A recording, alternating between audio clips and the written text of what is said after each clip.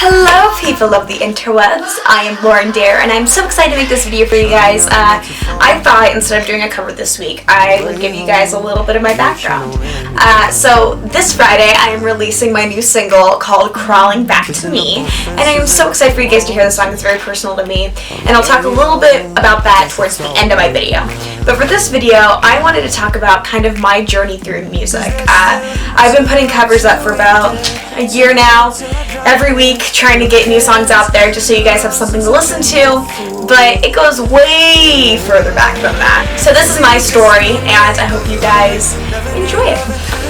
So I was born in Anchorage, Alaska. Yeah, I'm from Alaska originally, and growing up I was a huge fan of classic rock music. My dad, he introduced me to bands like Led Zeppelin. I'm wearing my Led Zeppelin shirt right now. Led Zeppelin, the Beatles, Rolling Stones, Journey, anything you can name from the classic rock. That was what I grew up on. In the factory downtown, he was wearing the big crown, 'cause he doesn't eat all those peaches. Okay, now sing us the Stones. You can't always get what you want. You can't always get what you want.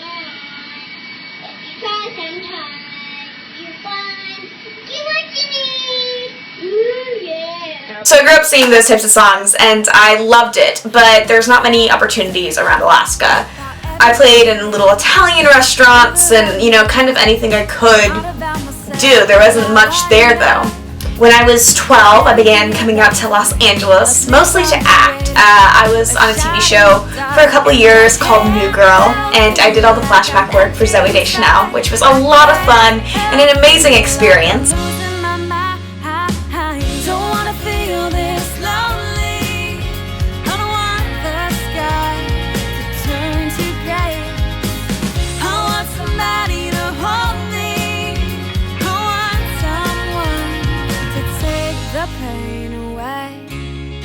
So I realized I wanted to start doing music, and so I did the whole pop thing. I did a couple songs that were very pop, and you may find them if you search the internet hard enough, but I realized that really wasn't me. That wasn't what I was comfortable with. So I found a great producer. His name is Anthony Mazza, and I told him I want to be a rock artist. I want to, do really hard stuff, kind of like what I grew up doing, and he didn't question it for a second. He's like, all right, let's do it then. And so we started working on my first EP called No Apologies. And that was a great learning experience for me. I learned how to write. I learned how to be a real musician. I worked with a girl named Ashley Poole who helped co-write the EP, and I learned so much. I was 12 years old. It was a ridiculous thing for me to do at that time, but I felt like I was kind of learning and really figuring out who I was.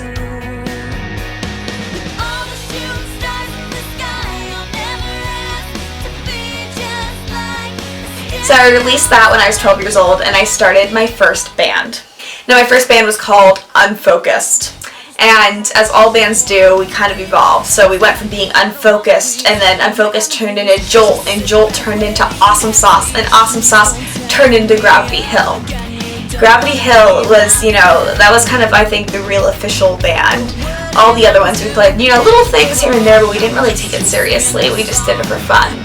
So when Gravity Hill came around, we were like, alright, we all want to do this seriously, and so we worked very hard. We practiced 3 or 4 times a week.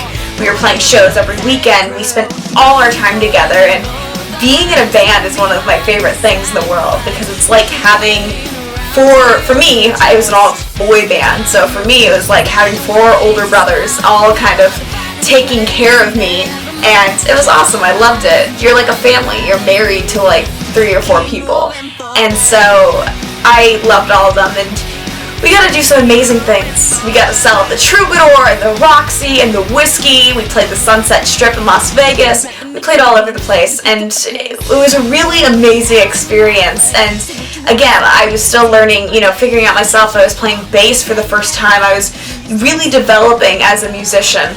Now, as all bands do, we kind of we went our separate ways, and it wasn't anything personal. We're all still really great friends, but it was one of those things where we were trying to figure out who we were as people.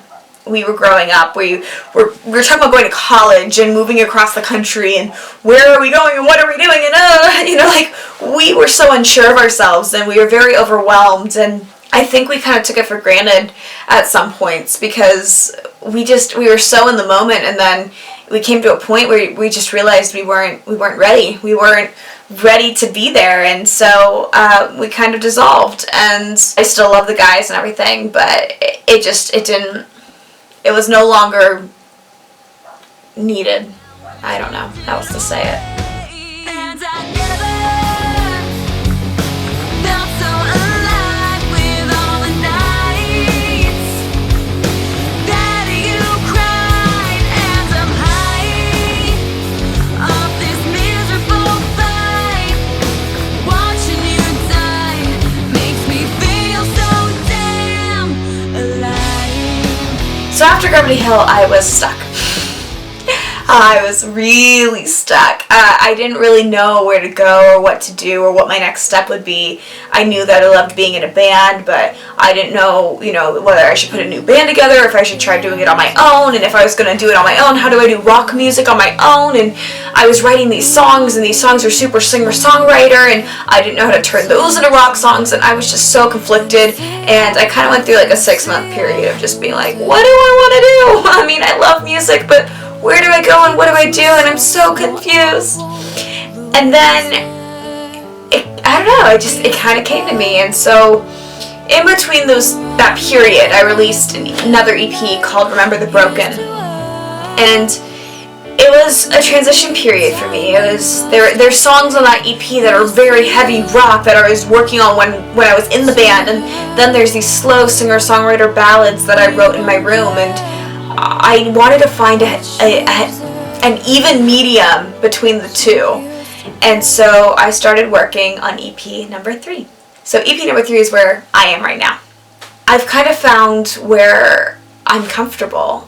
I have been working and finally found something I'm comfortable with. I started listening to new music and really getting into the technical side of it, and I found a way to incorporate my love for these heavy bands and alternative sounds with the singer-songwriter Adele stuff that I always loved. So for me, it's been an adventure trying to develop myself as an artist. How do I go from being in a rock band to being a solo artist? And it was a lot of pressure.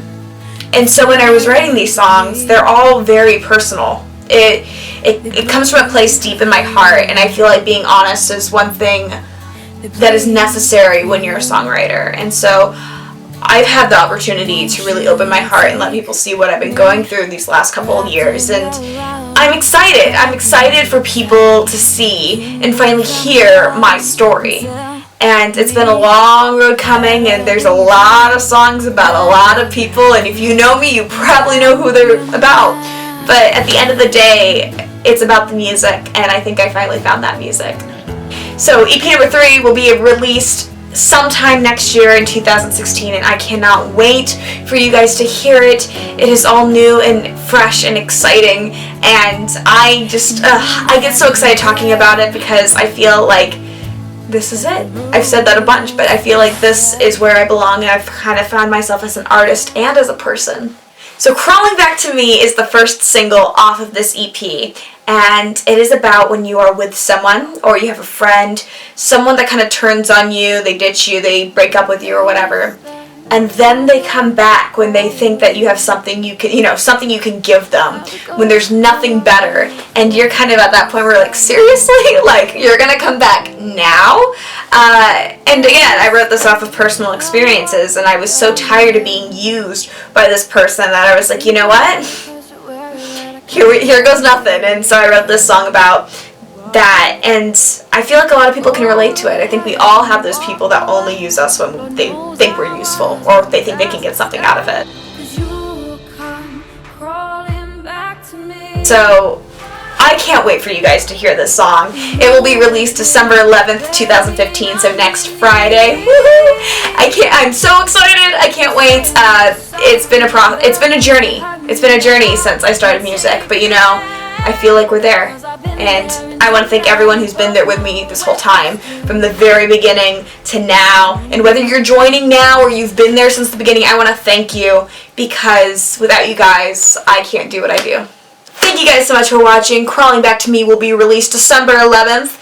So click right here to subscribe to my channel for new videos, and including a new lyric video coming for Crawling Back to Me coming up next week. Thank you guys so much again. I love you. I will see you guys next week.